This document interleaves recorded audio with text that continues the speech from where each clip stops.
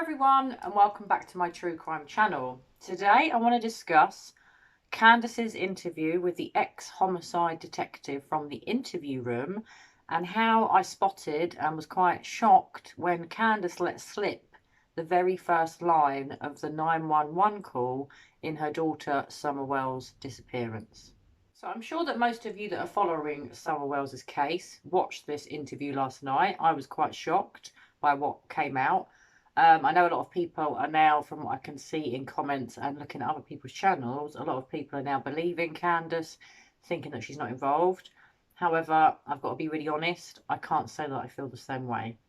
So quite a lot came out in the interview that Candus gave to the ex-homicide detective that runs the YouTube channel The Interview Room. And one of the most interesting things that I heard come from Candus's mouth was what she said in the first line of the 911 call to report her daughter Summer Wells missing. She said, and I quote, "I called 911 and said, I cannot find my daughter." Now, that raises many red flags for me as a statement analyst, and can you guess why, guys? Well, I cannot find my daughter. So I is here, daughter is here. Daughter should be here, I should be over there. The priority should be your daughter, not you, Candus. So I being the first word, first pronoun, not good. The fact that daughter is all the way over here is not good. And really, my daughter should be first. Now, just from that alone, doesn't mean that I can say that Candus had something to do with her daughter's disappearance, but just from that alone, and only knowing that one sentence of the first line of the 911 call is raising huge red flags for me. Huge red flags. So when a statement analyst looks at a 911 call and reads the transcript, they expect to hear urgency. The first line should never be, "Hello, how are you?" There should be no greeting, getting straight to the point. "My daughter is missing" would have been a lot better. Not, "I cannot find my daughter. She's all the way over here and I'm here." The priority should be the missing child. You know, it could be, "My daughter Summer is missing." "My daughter is gone." "My daughter is missing." Not, "I cannot find my daughter." Now, as I said, you can't necessarily say someone is guilty of something just from that.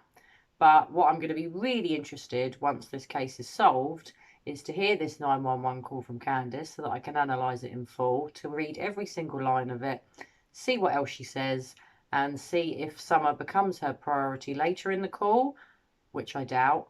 But from the initial one sentence that she let slip during that interview that was aired last night, it's not looking good for Candus, in my opinion.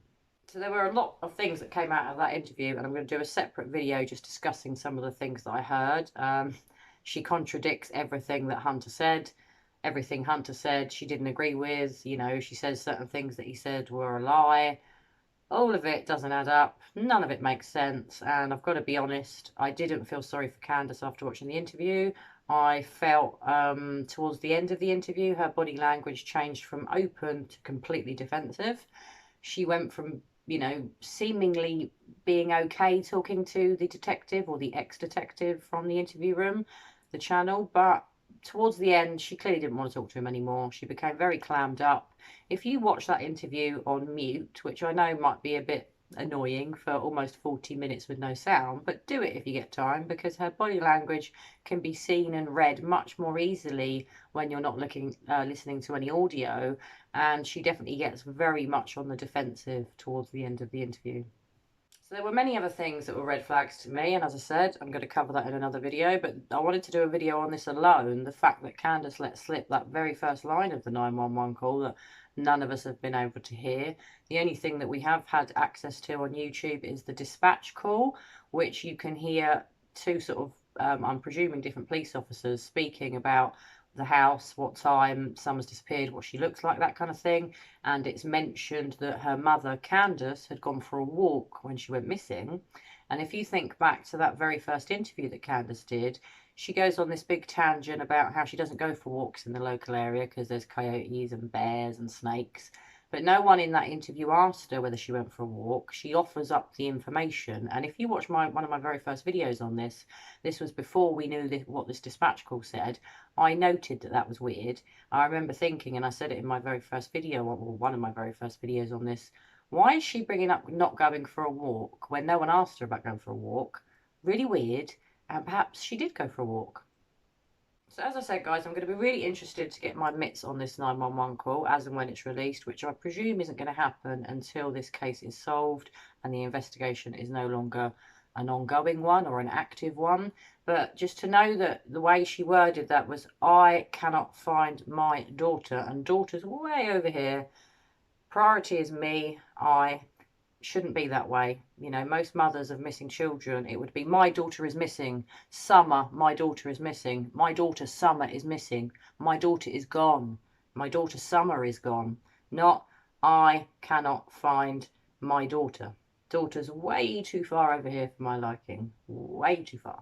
Well, anyway, guys, I'd love to know if you watched the interview last night. It was extremely fascinating. There's going to be another instalment, I believe, tonight, although I could be wrong on that, but I think it's tonight, that will show this ex-homicide detective, I think his name is Chris, going round to Candus's house to have a look around the house. So that's going to be a real eye-opener, and I'm certainly looking forward to watching that. So as always, guys, I want to know your thoughts on that interview. What red flags did you see? Was there anything that made you believe Candus? Was there anything that made you disbelieve her even more? Was there anything that you thought was weird? Because there was a lot that I thought was weird, and I'm going to cover some of that in another video. And once I've seen the latter interview that's going to be shown tonight, I will do another analysis of that. I'm not going to be doing full statement analysis of it because it's quite time consuming, but I'm going to pick out the bits that I find strange, the things that stood out to me, and see whether you guys agree or disagree. As always, guys, please pop your comments below. Please share your thoughts with me on what's gone on here. Did anything you heard last night make you feel quite concerned, or do you now feel that Hunter's the one that's lying and not Candus? Personally, I still believe Hunter's account, although certain things now you do begin to wonder, but I felt Candus was being much more deceptive than Hunter, and that maybe Hunter has just exaggerated certain things, but none of this case adds up. It confuses me more on the daily, and I'm still very perplexed as to where the hell Summer Wells is. Well, anyway, guys, I'm going to have another video out on this in the next day or so, or hopefully maybe later tonight, just to give you more of my feedback on that interview and what I thought was weird. I have done a statement analysis of the telephone interview, and it's a full statement analysis that Don gave on Monday the 12th of July.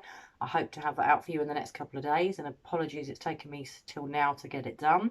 And as always, I hope you're keeping well and staying safe. And as usual, I'll be back very soon with another true crime video. Bye for now.